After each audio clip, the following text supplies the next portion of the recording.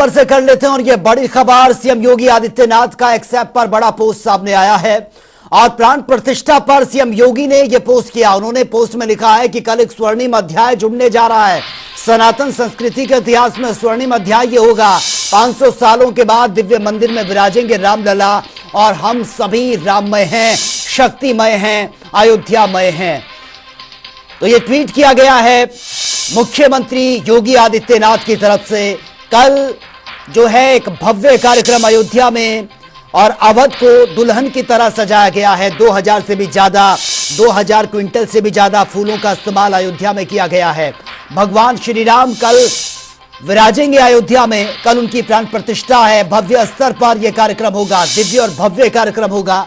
और इसी को लेकर उत्तर प्रदेश के मुख्यमंत्री योगी आदित्यनाथ की तरफ से बाकायदा ये ट्वीट उन्होंने किया है। उन्होंने ट्वीट में लिखा, मानव सभ्यता और सनातन संस्कृति के इतिहास में कल स्वर्णिम अध्याय जुड़ने जा रहा है। 500 वर्षों के एक लंबे अंतराल के उपरांत मर्यादा पुरुषोत्तम प्रभु श्री राम अपनी जन्मभूमि श्री अयोध्या में पुनर्निर्मित भव्य दिव्य मंदिर में विराजमान होने जा रहे हैं। आदरणीय प्रधानमंत्री श्री @नरेंद्र मोदी जी की गरिमामयी उपस्थिति में कल श्री राम लला के नूतन विग्रह की प्राण प्रतिष्ठा होगी। हम सभी राममय हैं, शक्तिमय हैं और श्रद्धावान हैं। अयोध्या में 16 जनवरी से शुरू हुए प्राण प्रतिष्ठा अनुष्ठान का आज छठा दिन है। 22 जनवरी को प्राण प्रतिष्ठा से पहले अयोध्या की सीमाएं सील कर दी गई हैं। अब 23 जनवरी तक सिर्फ प्राण प्रतिष्ठा में बुलाए गए मेहमानों को ही पास दिखाकर एंट्री दी जाएगी। आपको बता दें कि अयोध्या को 2000 क्विंटल फूलों से सजाया गया है और सुबह रामलला की प्रतिमा का मध्य विध्वास ये किया जाएगा और श्यामा विध्वास समेत 12 निवास इसमें होंगे और शाम की आरती के बाद अनुष्ठान पूरे हो जाएंगे। प्राण प्रतिष्ठा के लिए पीएम मोदी 22 जनवरी को अयोध्या आएंगे, यानी कि कल प्रधानमंत्री नरेंद्र मोदी यहां पर पहुंचेंगे।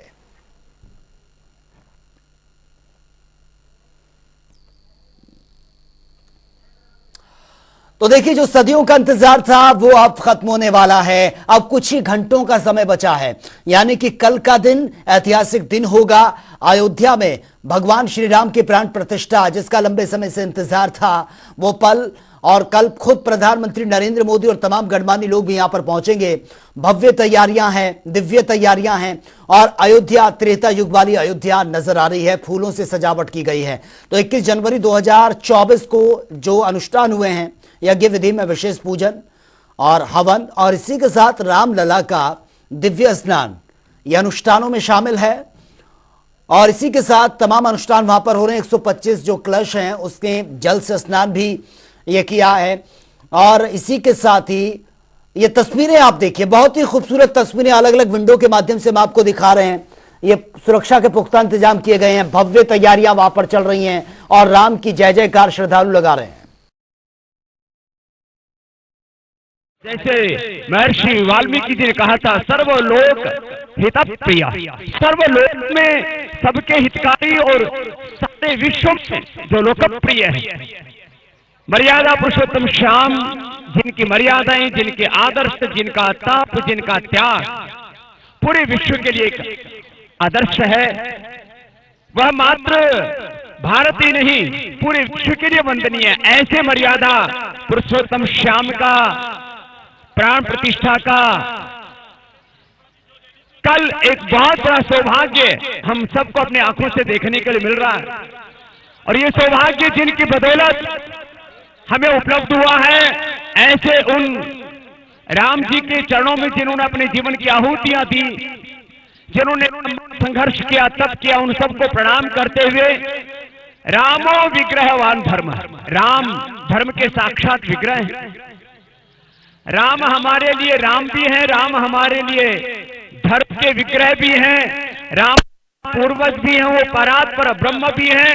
और राम हिंदुओं के तो आराध्य है, सनातन धर्मियों के। मुनि जी महाराज बैठे, जैनों के भी आराध्य हैं, सिखों के भी आराध्य हैं, बुद्धों के भी आराध्य हैं, लिंगायत के भी आराध्य हैं। हमारे यहाँ नाथ परंपरा बहुत बड़ी, सनातन धर्म के मत पंथ संप्रदाय और महापुरुष राम जी से प्रीति करते हैं। और राम मंदिर में राम विराजमान होना टेंट में कितने वर्षों से एक संघर्ष चल रहा था। कुछ लोग कह रहे हैं राम जी का शिखर पूरा नहीं बना। अरे टेंट से राम जी इतने दिव्य भव्य मंदिर में आ रहे हैं, इस पर विवाद क्यों करते मेरे भाई। और वहीं इस दौरान समाचार संपादक वरुण गोयल ने प्राण प्रतिष्ठा को लेकर उप मुख्यमंत्री ब्रजेश पाठक से खास बातचीत की है, वो देख लेते हैं। Deputy chief minister Brajesh Pathak हमारे साथ मौजूद हैं। पाठक साहब, उत्तर प्रदेश और पूरा देश अयोध्या की ओर नजरें टिकाए बैठा है, कितनी तैयारी? सब कुछ राममयी है, अद्भुत अविस्मरणीय क्षण है। सभी लोग प्रभु राम के मंदिर के लोकार्पित होने का इंतजार कर रहे हैं। आदरणीय प्रधानमंत्री नरेंद्र मोदी जी का इंतजार कर रहे हैं पलक पाँव में बिछाकर। और ये राम राज्य की परिकल्पना जो बुजुर्गों ने वेद पुराण में हमें सुनाई, सब कुछ धरातल पर उतरते हम सब देख पा रहे हैं। अयोध्या का बदलाव, अयोध्या का पुनर्वैभव लौट रहा है, ऐसी एक अनुभूति यहाँ पर लोग कर रहे हैं जो बाहर से आ रहे हैं। ये सही है, अविस्मरणीय अकल्पनीय अयोध्या बनकर के तैयार है।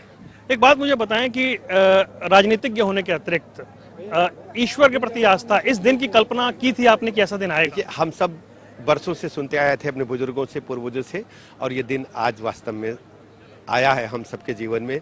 ये हम ईश्वर को धन्यवाद देते हैं कि हम लोगों के जीवन काल में आया, कि हमें क्षण देखने को मिला कि प्रभु राम स्वयं अपने मंदिर में पधारे हैं। अयोध्या जिस तरीके से बन गई है, उम्मीदें हैं कि आध्यात्मिक राजधानी हो, सांस्कृतिक राजधानी हो, एक केंद्र बने पूरी दुनिया के लिए। अवश्य अयोध्या जो है सांस्कृतिक राजधानी है और व्यवस्थित ढंग से है। आप देख रहे हैं सब कुछ बदल चुका है। आपके ऊपर दबाव है, बहुत सारी तैयारियां करनी होंगी स्वागत के लिए। देखिए पूरी तैयारियां कंप्लीट है, कोई दबाव नहीं, सब कुछ ऑटोमेटिक जैसा हो रहा है प्रभु राम की कृपा से। बहुत बहुत धन्यवाद। Brajesh Pathak, deputy chief minister Uttar Pradesh, हमारे साथ थे, जो बता रहे थे कि प्रभु राम की कृपा से तैयारियां पूरी हैं और ये दिन बड़े भाग्य से किस्मत में आया है। कैमरामैन दीपक के साथ वरुण गोयल, जनता टीवी INH के लिए अयोध्या से। प्रभु श्री राम के स्वागत को आतुर अयोध्या पूरी तरह से दुल्हन की तरह सज चुकी है। जहां पूरा राम पथ फूलों से सजाया गया, तो वहीं जगह जगह मंच लगाकर लोग नृत्य प्रदर्शन भी कर रहे हैं। और स्थानीय युवाओं ने अवधि लोक नृत्य फारवाही की प्रस्तुति दी है, जिसे देखने के लिए बड़ी संख्या में लोग इकट्ठा हुए हैं। समाचार संपादक वरुण गोयल की यह खास रिपोर्ट आप देखिए। अवध के रंग में एक रंग ऐसा है जब अवधि लोक नृत्य की छटा है। राम के आगमन को लेकर उत्साहित अयोध्या का एक रंग आपको मैं दिखाता हूं। ये अवधि लोक नृत्य है फरवाई। ये अवध की एक परंपरा है, अवध की एक संस्कृति है जिसे फरवाई कहा जाता है। ये राम पथ पर हम मौजूद हैं। अयोध्या में जगह जगह उत्सव हो रहे हैं, राम के आगमन को लेकर तैयारियां हैं और जो भाव है कि सबके घर में दीप दमकते, हर घर में खुशहाली है। घोर अमावस में भी देखो तिमिर का तरकश खाली है। कैसा ये घननाद हो रहा, किसकी ये अगवानी है? राम सुना है घर लौटे हैं, हर घर आज दिवाली है। राम सुना है घर लौटे हैं, हर घर आज दिवाली है। राम के लौटने का आगमन, वो आनंद, वो उत्साह, वो उल्लास आपको देखते ही बनता मिलेगा। और पूरी अयोध्या में हर जगह इस तरह के कार्यक्रम हो रहे हैं। अब ये जो आप देख रहे हैं, इसे अवध का लोक नृत्य कहा जाता है। ये अवधि लोक नृत्य है जिसमें झूम रहे हैं लोग, नाच रहे हैं लोग, सुनने वाले हैं। ये स्थानीय यहाँ के युवा हैं, जो स्थानीय युवा हैं वो नृत्य कर रहे हैं और उस नृत्य का आनंद हर कोई यहाँ पर ले रहा है। अपनी एक अद्भुत छटा है जिसको वो कर रहे हैं। मेरा अवधि है नाच घराना, जह कर आवे वो नाच के दिखाना, हो दिखाना, हो दिखाना। ये अवध नगरी हो, अवध नगरी, बड़ा प्यारा लगे मुझको, अवध नगरी बड़ा प्यारा लगे मुझको। अवध नगरी बड़ी प्यारी लगे मुझको, अवध नगरी, उस भाव के साथ यहाँ नृत्य हो रहा है। अवध नगरी सजी हुई है फूलों से, अवध नगरी सजी हुई है उसके आनंद, उसके उल्लास के बीच यहाँ पर ये प्रस्तुतियां दी जा रही हैं और इस आनंद और उल्लास में हर कोई डूब रहा है। अयोध्या आतुर है अपने प्रभु के दर्शन के लिए, अयोध्या आतुर है भगवान राम के आगमन के लिए, अयोध्या आतुर है वो सब कुछ जो भक्त जिसका इंतजार कर रहे थे। उस प्रतीक्षाओं के बीच में ये परंपरा जो है उसका निर्वहन यहाँ पर होता हुआ दिख रहा है। कैमरामैन दीपक के साथ वरुण गोयल, जनता टीवी INH के लिए अयोध्या से। रामलला की भव्य प्राण प्रतिष्ठा को लेकर समाचार संपादक वरुण गोयल ने मशहूर कथावाचक देवकी नंदन ठाकुर से भी खास बातचीत की है। प्रसिद्ध भागवताचार्य देवकीनंदन ठाकुर जी हमारे साथ मौजूद हैं। देवकीनंदन जी, मथुरा में कथा करने वाले अयोध्या में आके कथा कर रहे हैं, कोई संकेत है क्या इसके? देखो, मैं तो दुनिया भर में कथा करता हूँ। ये तो राम जी ने निश्चय किया कि मैं इस समय पे आके यहाँ कथा करूँ, और जब राम जी का डिसीजन है तो राम जी के आगे तुम्हारी चले ना हमारी। तो हम तो आ गए। ये अनिश्चित कार्यक्रम जो निश्चित हुआ, मैंने कभी सोचा नहीं था। ये सरकार का धन्यवाद, योगी जी का धन्यवाद, प्रशासन का धन्यवाद, जिन्होंने मुझे अवसर दिया, वो भी इस टाइम पे दिया, तो आई एम लकी। लेकिन हाँ, अगर ये इशारा है तो ये इशारा मेरी तरफ से नहीं है, प्रकृति की तरफ से है। आपने कहा सरयू जी प्रसन्न है, तो फिर यमुना जी भी प्रसन्न नहीं मान ले? नहीं, अब सरयू जी प्रसन्न है, यानी कि प्रसन्नता से हमें जमुना जी प्रसन्न करनी है, ये बात है। अच्छा, क्योंकि आप जब ये वाली बात कहते हैं, और डोंगरे जी कहा करते थे, डोंगरे जी महाराज कहा करते थे कि राम कथा में कृष्ण कथा नहीं आती, लेकिन भागवत में राम कथा आती है। तो जो राम जी के पीछे चलता है उन्हें कृष्ण मिलते हैं। तो यहाँ से अब रास्ता जाएगा मथुरा? मुझे जो लग रहा है, जो इशारा हो रहा है, जो प्रकृति का निर्माण हो रहा है, निश्चित यही है कि हम अयोध्या से मथुरा की ओर कूच कर रहे हैं। 22 जनवरी के बाद हम इसकी चर्चा करेंगे। मुझे एक बात ये बताएं महाराज श्री कि अयोध्या आप आए, अयोध्या जिस तरह से विलगा दी गई थी, भुला दी गई थी, बिसरा दी गई थी, और अब जो अयोध्या का पुनर्वैभव आप देख रहे हैं, किस तरह की अनुभूति है? योगी जी की देन, मोदी जी की देन। योगी जी, मोदी जी ने जिस तरीके से अयोध्या का निर्माण किया है, निश्चित इस बात को सदियों तक याद रखा जाएगा, और ये चीजें भुलाई नहीं भूली जा सकेंगी। ऐसी सरकारें आजादी के बाद से बनी, अगर वो ऐसा कर लेती तो और भी अच्छा होता। पर आगे अपने तीर्थों का विकास का मतलब है भारत विश्व गुरु होना। अगर अयोध्या का निर्माण होगा, काशी का निर्माण होगा, मथुरा का निर्माण होगा, तो क्या होगा?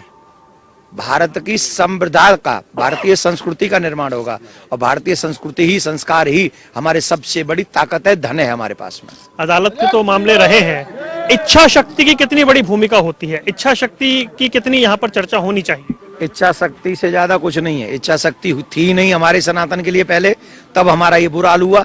अब इच्छा शक्ति जगी है तो अभी इतना अच्छा होगा। धन्यवाद। आप सुन रहे थे देवकीनंदन ठाकुर जो बताया कि इच्छा शक्ति से ही सब कुछ संभव हुआ है। योगी सरकार और मोदी सरकार की प्रशंसा कर रहे हैं। कैमरामैन दीपक के साथ वरुण गोयल, जनता टीवी NH के लिए, अयोध्या से। फिलहाल यहाँ रुकेंगे एक छोटे से ब्रेक के लिए, लौटेंगे कुछ और खबरों के साथ।